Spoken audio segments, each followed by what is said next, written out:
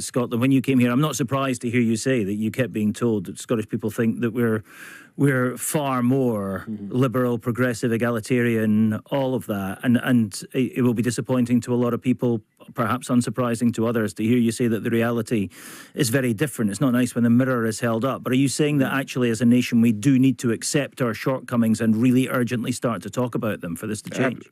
Absolutely. Changing education, changing the way that government sees itself representing, if not allowing, racial and ethnic minorities to participate in the country.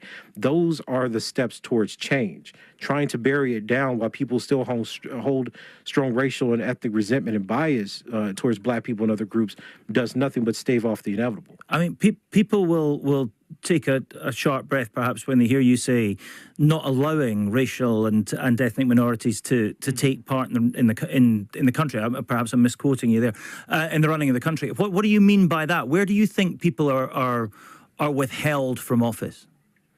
Well, I don't think that it's necessarily an issue of being withheld from office. I think there's a very strong preference, at least in Scotland, for Scotlanders to look a certain way.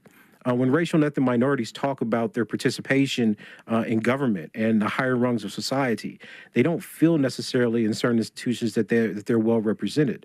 When we looked at some of the attitudes, even at the University of Edinburgh, racial minorities felt that they didn't have role models, that they weren't respected either as faculty or staff or students.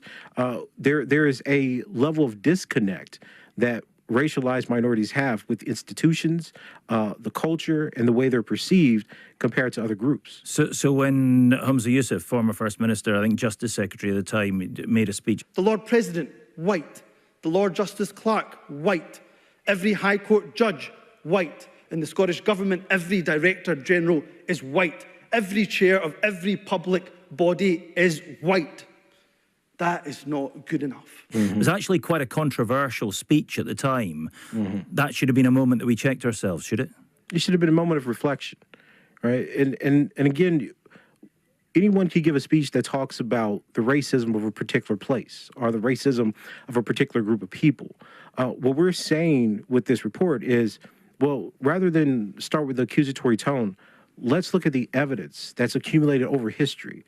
Why do you end up with white in positions of power? Why do you end up with so few racial and ethnic minorities, specifically black people, as students and faculty at leading global institutions like